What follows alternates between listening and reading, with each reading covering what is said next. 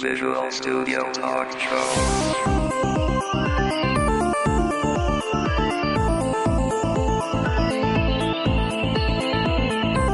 Visual Studio Talk Show est une présentation du groupe d'usagers Visual Studio de Montréal et de .NET Expertise.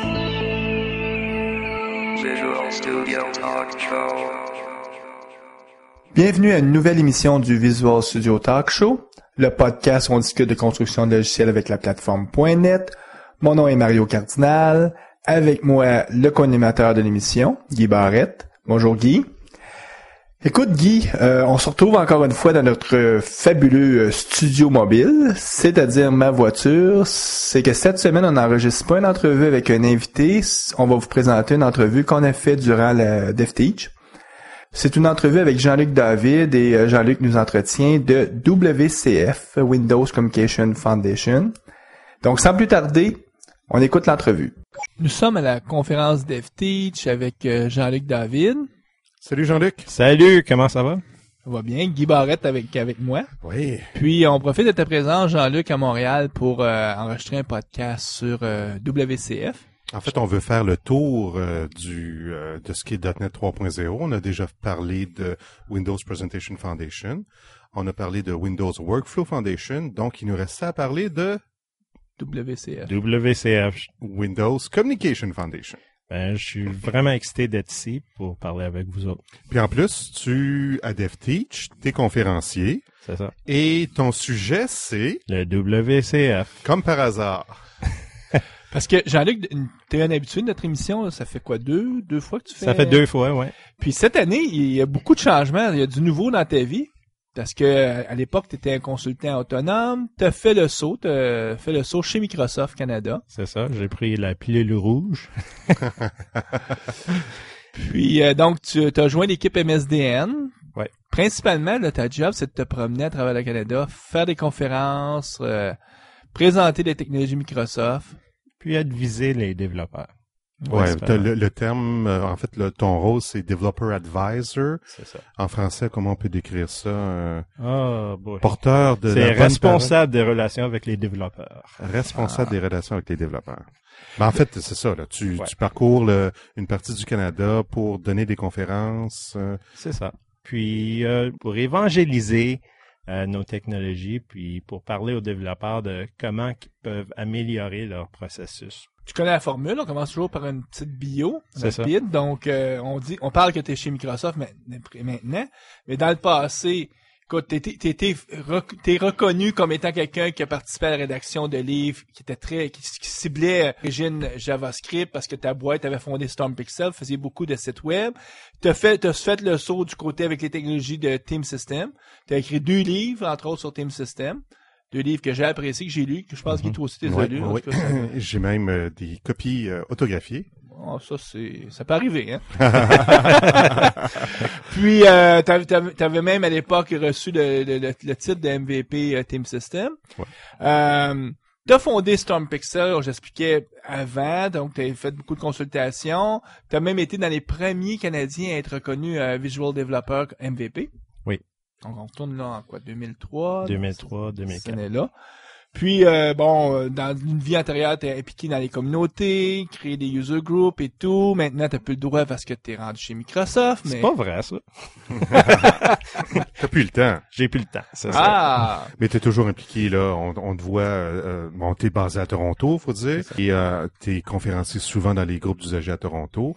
Il y a, je pense, 4 ou 5 groupes d'usagers. Il y a 5 groupes d'usagers principaux. Ouais, avec une ville de la taille de Toronto, là, on peut se le permettre. Ouais, c'est ça.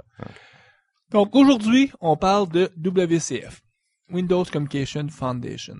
Oui. Si on aurait juste 10 secondes pour dire aux gens qu'est-ce que c'est WCF, Le- ça s'explique-tu ça? Hein? Le elevator pitch, comme on dit. Le elevator pitch, c'est que le WCF, vraiment, ça veut dire le Windows Communication Foundation.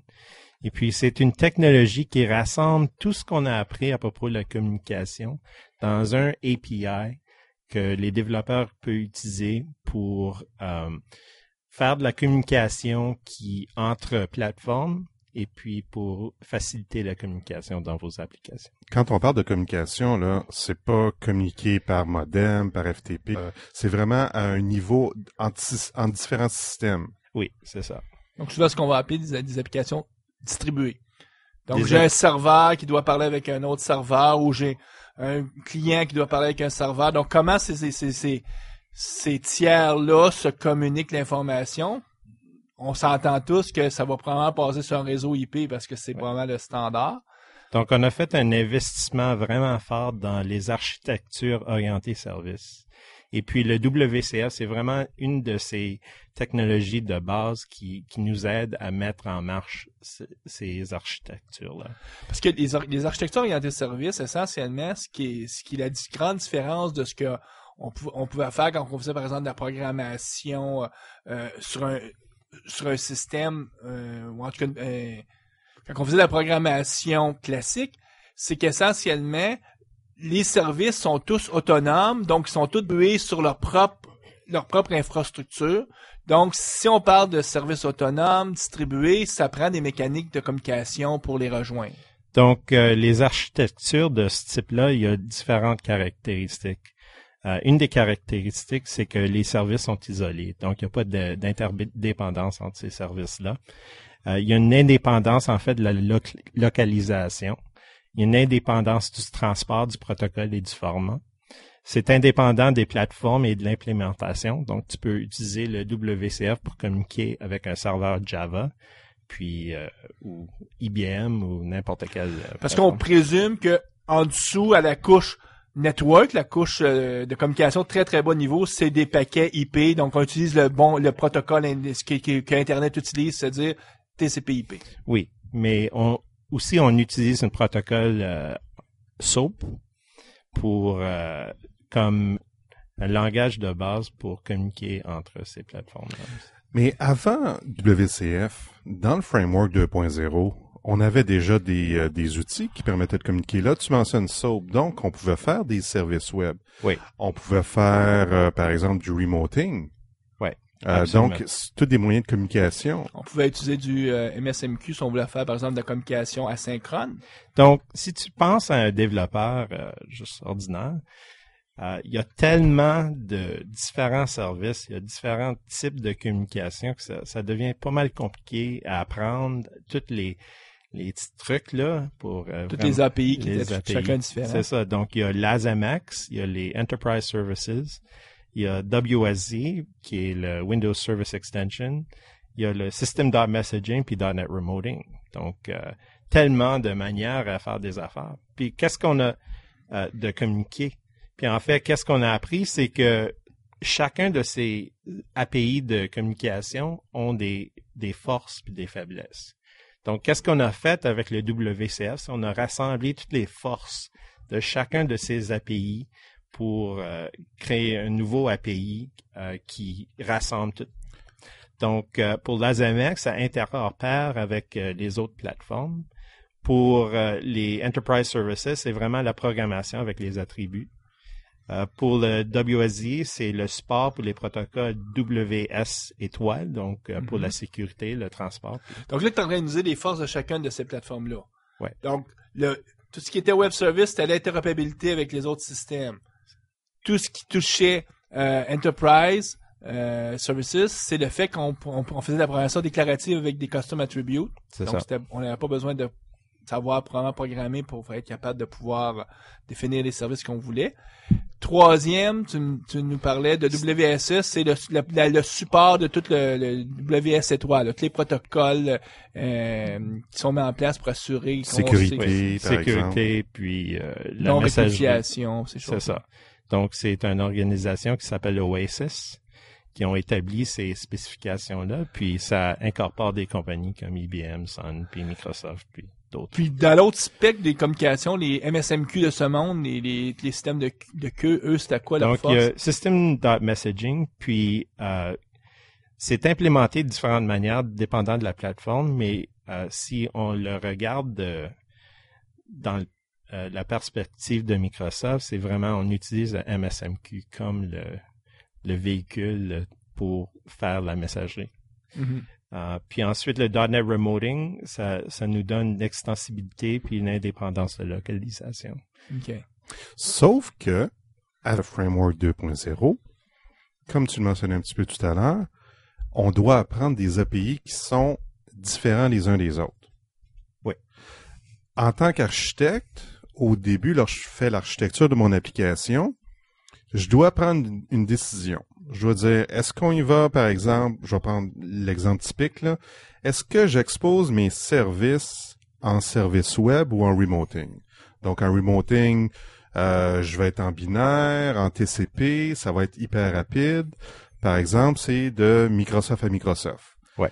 En service web, ben là, je vais pouvoir faire de l'interopérabilité avec différentes plateformes, mais ça va être sérialisé tout ça, donc ça va être peut-être un petit peu moins rapide. Donc, je dois prendre des décisions présentement qui vont influencer le code que les développeurs vont faire, puis influencer la façon qu'on va faire se brancher.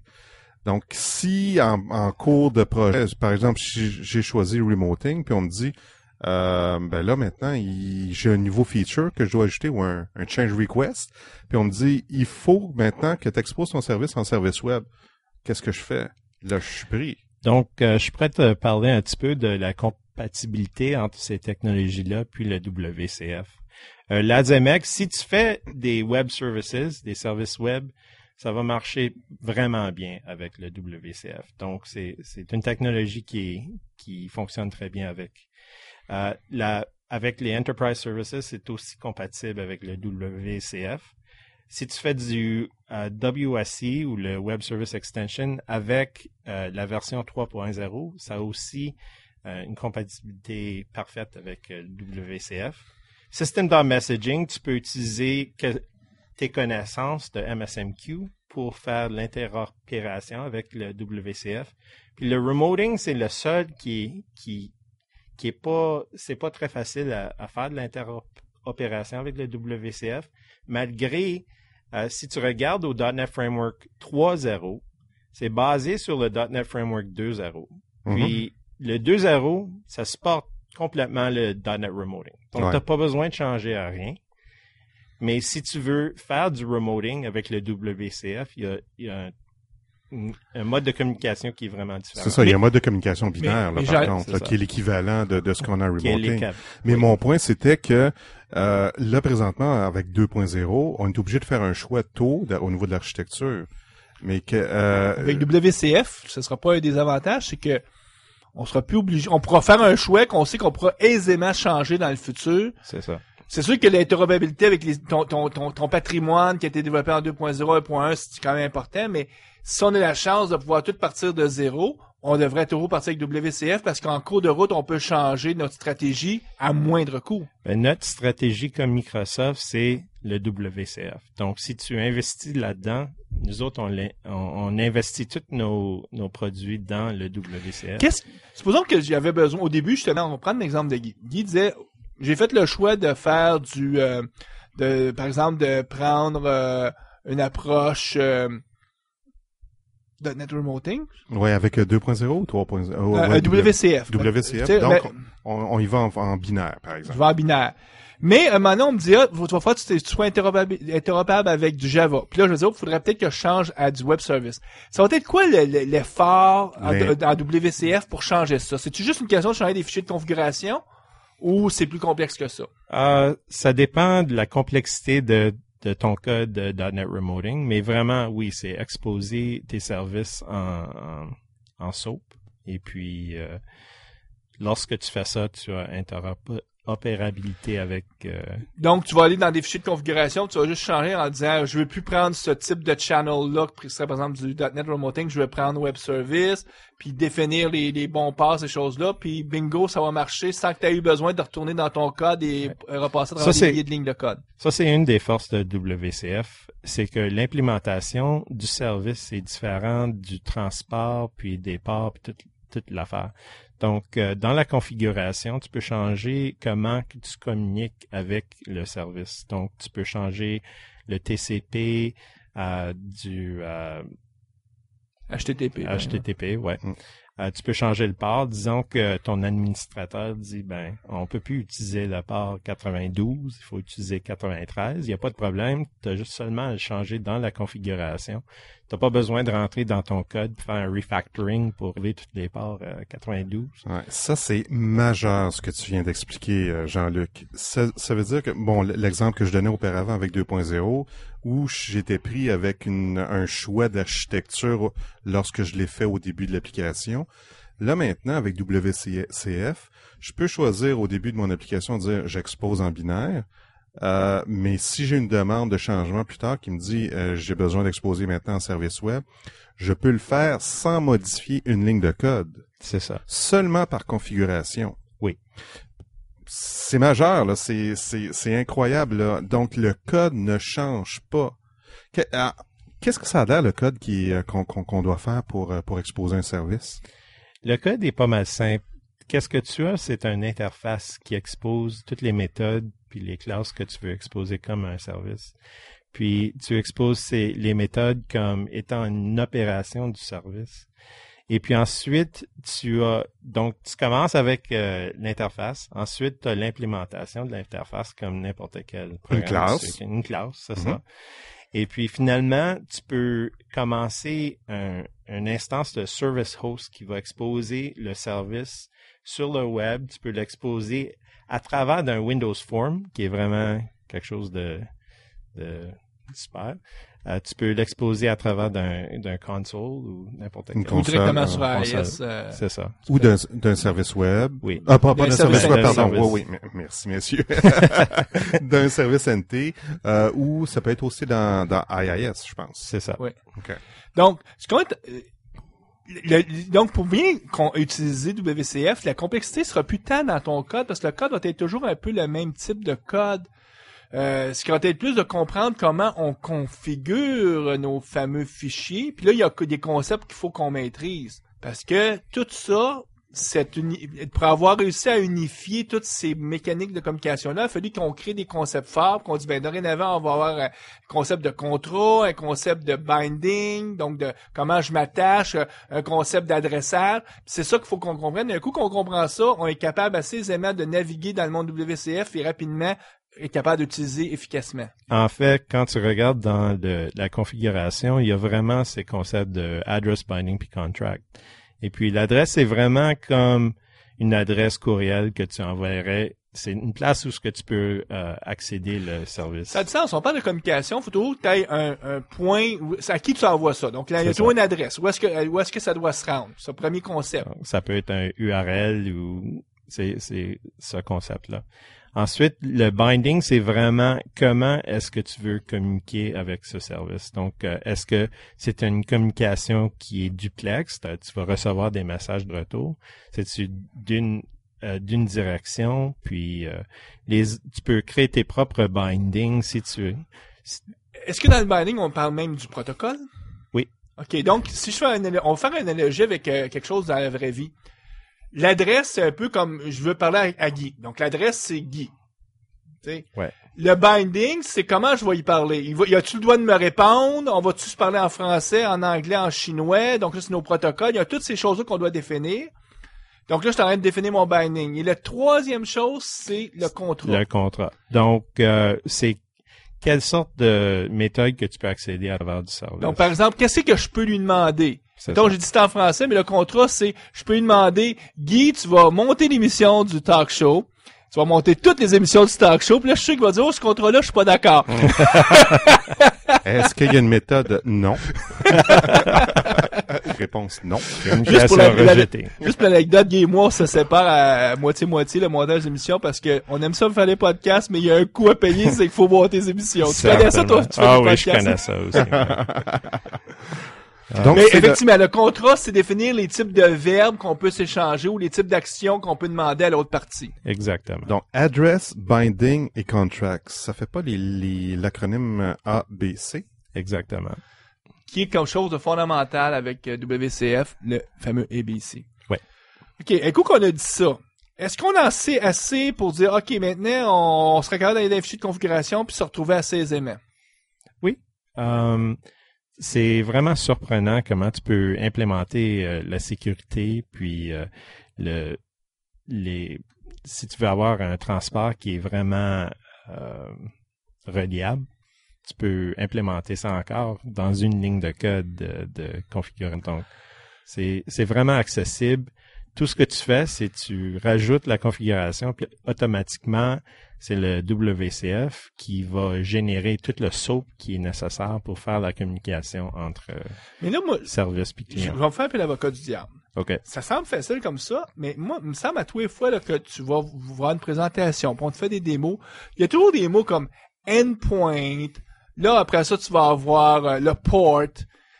Puis, on est loin de notre fameux ABC où ça rentre. Pourquoi il y a tous ces termes-là? Et quoi ça sert, par exemple, le endpoint? Okay. Un endpoint, c'est vraiment une place ou une location, ou vraiment l'adresse où ce que tu peux accéder à un service ou où est-ce qu'un client existe. Donc, un endpoint, c'est une location pour stocker et définir une adresse. C'est ça. OK. Un port. Un port, dans le monde parfait, on aurait seulement port 80. Mais dans le vrai monde, vraiment, c'est certains ports que tu vas utiliser pour ton application. Donc, il faut définir les ports qui sont utilisés. Donc, ça, le port est en lien avec le binding à ce moment-là. C'est ça, absolument. Donc, grosso modo, tu vas définir dans le binding le protocole, la façon que tu communiques, c'est duplex, pas duplex, puis aussi sur quel port. Oui. OK. Donc, finalement, on est toujours capable de ramener les choses à ces fameux concepts-là, que ça te prend une adresse, ça te prend une façon de te communiquer, un binding, et un contrat sur qu'est-ce que tu as le droit de te communiquer. C'est ça. OK. Si on parle d'endpoint là présentement, donc différents endpoints qu'on pourrait avoir, service web, TCP, est-ce qu'on peut traditionnellement on expose un service avec une façon de le faire, donc toi soit TCP ou service web ou messaging. Est-ce qu'on pourrait exposer une fonctionnalité en plusieurs endpoints, c'est-à-dire en même temps remoting puis en même temps service web? Certainement. Tu peux exposer n'importe quel service à travers de multiples endpoints juste dans la configuration. Donc, tu peux utiliser la même interface et puis l'exposer sur différents transports. Wow! Donc, ça, on revient à mon exemple de tout à l'heure, là, où j'avais fait le choix architectural au début d'y aller en binaire. J'ai ma demande, mais j'ai fait tout mon code en conséquence. J'ai mon client, j'ai mon serveur qui fonctionne en binaire. Là, j'ai une demande de changement qui me dit, hey, il faut que tu exposes ton service à le back-office Java, par exemple, là, puis il fonctionne pas en binaire. Donc, juste en faisant des changements au niveau de la configuration, en rajoutant un endpoint, j'expose maintenant mon service, en plus d'être exposé en binaire, il va être exposé en service web. C'est ça. Ce qui veut dire que deux applications peuvent venir puis communiquer avec ce service-là. Excusez-moi là, mais j'arrive pas à contrôler mon enthousiasme. Mais ce qu'il faut comprendre, c'est qu'on a fait en sorte que l'API soit uniforme, puis on a ramené ce qui était un peu spécifique au niveau d'un fichier de configuration. C'est ça. Jean-Luc, Guy est enthousiaste, donc mais ça existe déjà là quelque part là. Dès ça existe déjà. Quand la prochaine version d'Orcast va être livrée, ça va être de facto dans la plateforme. C'est ça. Parce que là présentement, c'est un bon point, Mario. Si je veux utiliser WCF là, j'ai Visual Studio 2005, ça me prend quoi? Ça te prend vraiment le SDK, ça te prend la version du .NET Framework que tu installes sur ta machine. Donc, faut installer le Framework 3.0. C'est ça. Là, tu parlais du SDK, c'est le SDK de WCF. C'est l'SDK de Windows Vista. OK. C'est ça. Donc, puis ça c'est important à dire aux gens, même si vous avez XP, puis c'est marqué SDK Windows Vista, vous pouvez l'installer sans problème. C'est de la documentation des code samples, des exemples de code. Il y a aussi des échantillons. Ouais, c'est samples. Ça. Ouais. Donc, ça nous prend le SDK pour la documentation. Ouais. Ça prend le Framework 3.0, évidemment. Mais dans Visual Studio, est-ce que j'ai besoin de rajouter quelque chose? T'as pas besoin vraiment de rajouter rien pour faire des services WCF. Dans Orcas, on a rajouté beaucoup plus pour faciliter le processus. Orcas, c'est vraiment le nom de code de la prochaine version de .NET Framework, puis Visual Studio. C'est visé à être disponible vers la fin de cette année. Qu'est-ce qu'on va faire? C'est un bêta go live durant l'été. Puis un bon nombre de dispositifs passionnants dans Orcus. Il inclut Link, ASP.NET Ajax, le support built-in, intégré. intégré. Le support pour le JavaScript, le langage, puis aussi un designer WPF. Mais en fait, de WCF, qu'est-ce qu'on peut faire, c'est permettre les réalisateurs d'utiliser les outils pour rapidement et facilement manipuler les services des clients existants sans devoir écrire du code. En outre, les réalisateurs peuvent utiliser les mêmes techniques et les outils pour consommer les services WCF. On a dit que WCF, une grosse partie, c'est dans les fichiers de configuration. Ouais. Visual Studio, surtout Orcas, va savoir nativement comment voir ces fichiers-là puis te simplifier la vie pour les éditer. Mm-hmm. Mais très souvent, en tout cas en entreprise, c'est fun que les développeurs peuvent faire ça, mais la vraie vie, en tout cas, c'est pas les développeurs qui déploient sur les machines de production. Est-ce qu'il va y avoir des outils pour simplifier la configuration? On a un outil de configuration qui vient avec le SDK, puis ça permet aux administrateurs de visualiser ces fichiers XML d'une manière qui est très facile et facile pour eux autres de les éditer puis d'échanger. Absolument. OK. Je reviens à ma question tout à l'heure là si je veux utiliser WCF là, présentement avec Visual Studio 2005, j'ai vu qu'il y avait un download qui était des extensions pour Visual Studio 2005. Ouais. Est-ce que c'est absolument nécessaire? C'est pas absolument nécessaire, mais ces extensions-là, ça fait partie d'Orcas, en fait. C'est ça va être inclus dans Orcas, mais présentement, c'est pas inclus dans 2005. Non, mais c'est utile, si tu veux. Qu'est-ce que ça rajoute à Visual Studio? Ça rajoute un projet, un gabarit WCF pour Visual Studio. OK. Puis on peut mettre une référence WCF dans notre projet. Mais là, je suis juste un peu... Tu dis un projet WCF. Pourquoi je voudrais créer un projet WCF?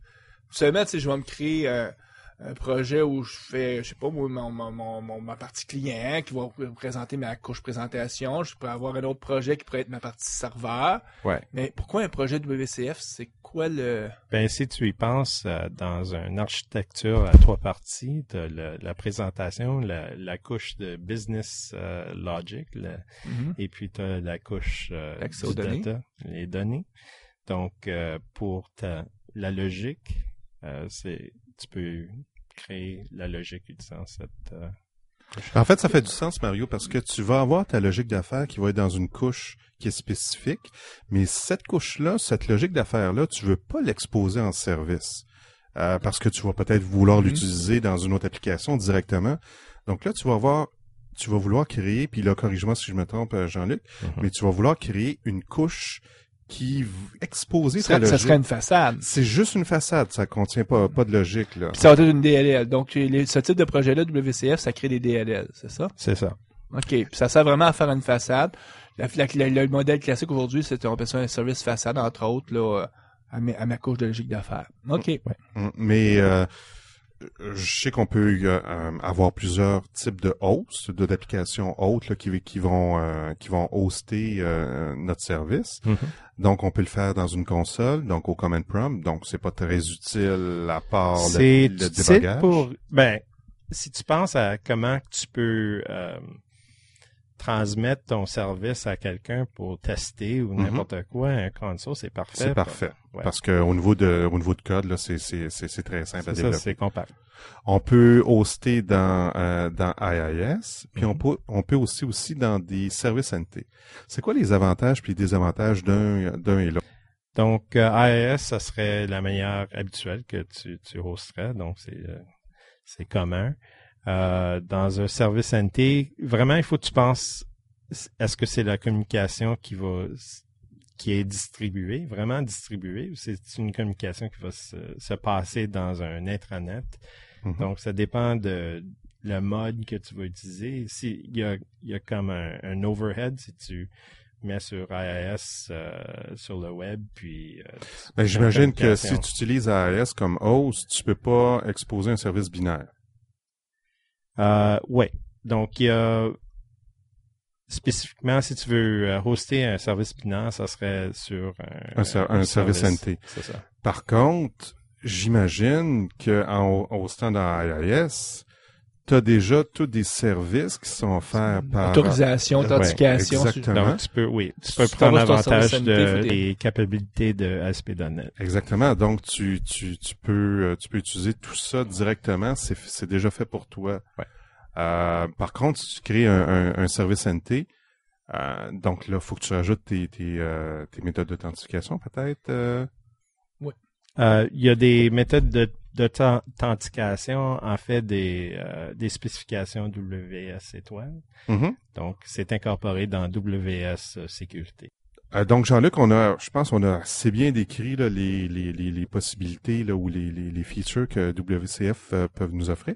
Tout à l'heure, tu mentionnais Orcas. Donc, tu mentionnais différentes choses ou fonctionnalités qui allaient être incluses. Est-ce que tu peux aller plus en détail? Absolument. On a d'autres capacités dans l'Orcas, en plus des activités de transmission de réception dans le WF. On a l'appui pour le REST puis le POX, donc c'est pas tout le monde qui veut utiliser le SOAP. Le REST et le POX. Ouais. OK. POX, ça veut dire Plain Old XML. Donc le REST, c'est une requête HTTP que tu ferais à travers du browser. Comme à travers du browser, ouais, c'est ça. OK. Puis le plain old XML, c'est qu'au lieu de te retourner une enveloppe SOAP, il te retourne du XML.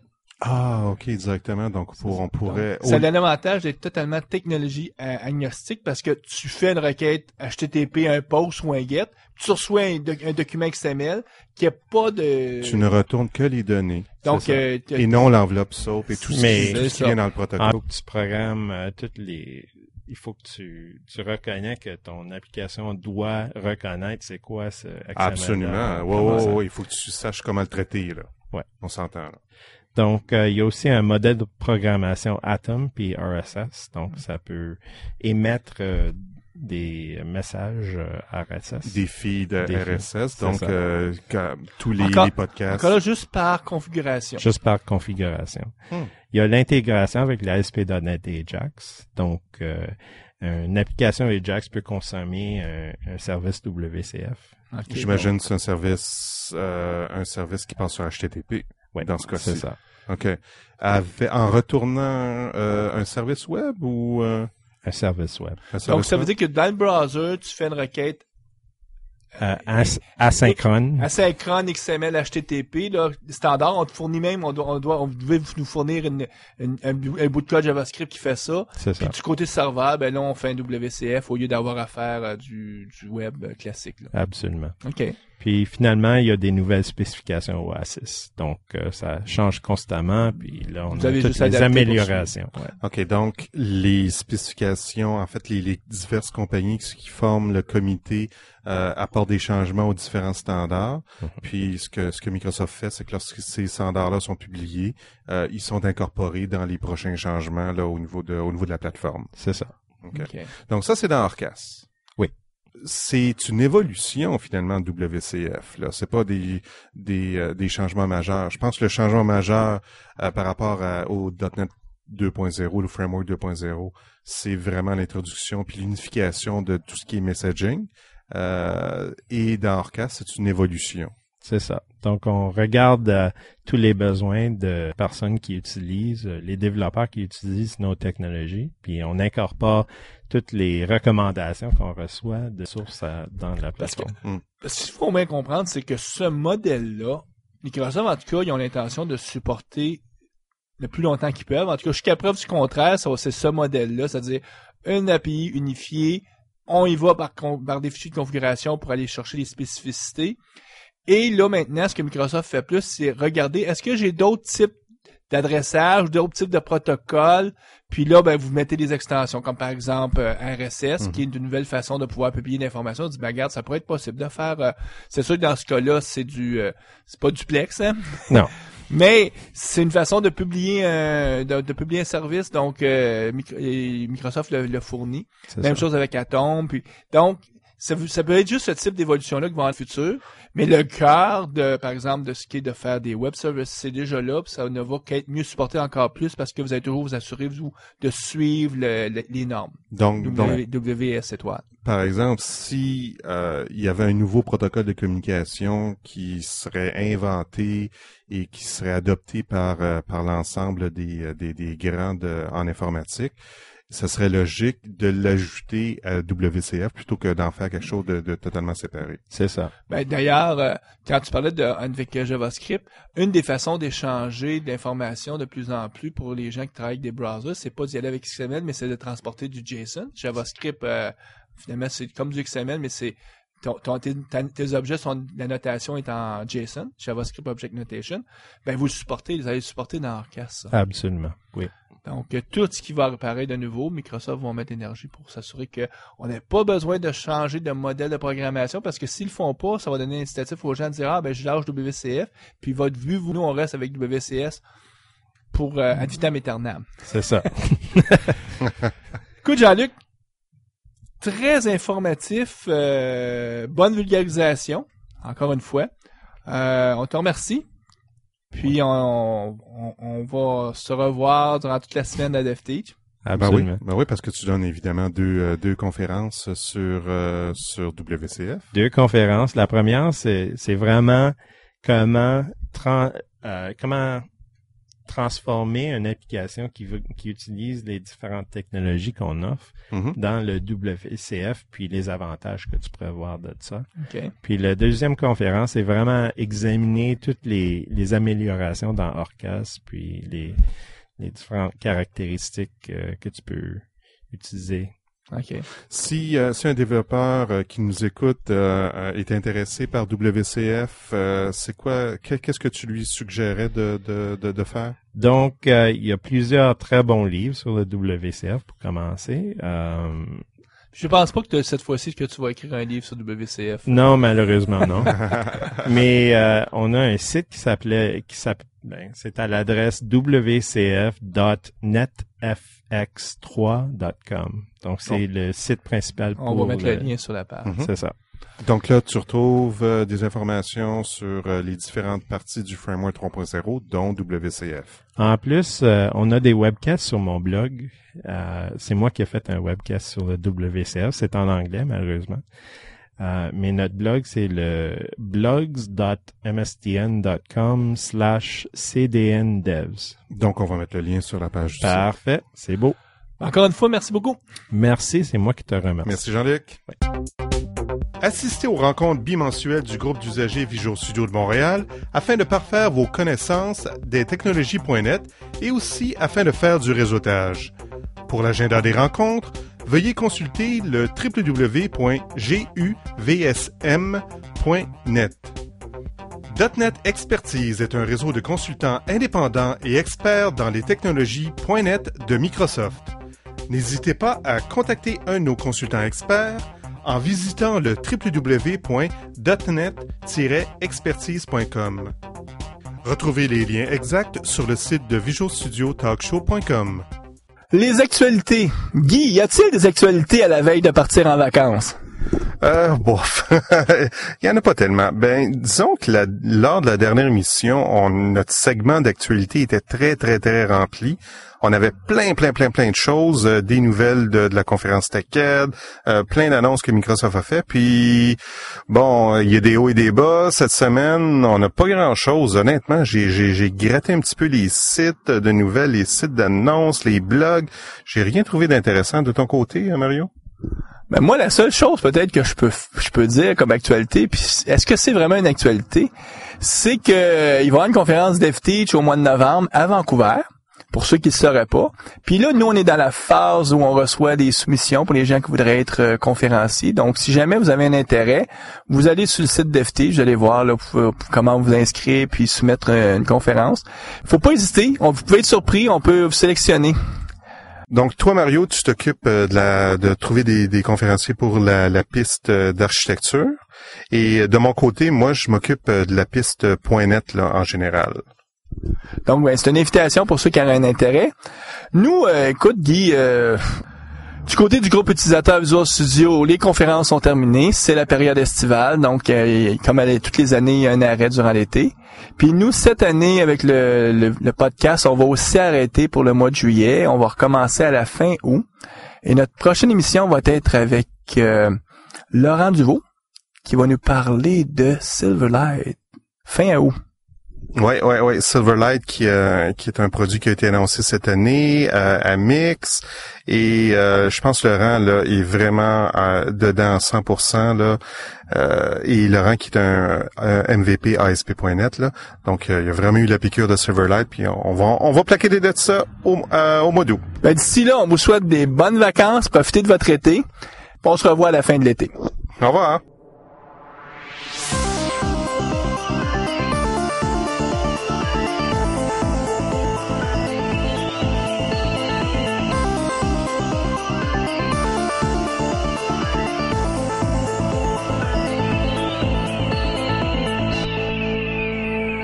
Visual Studio Talk Show.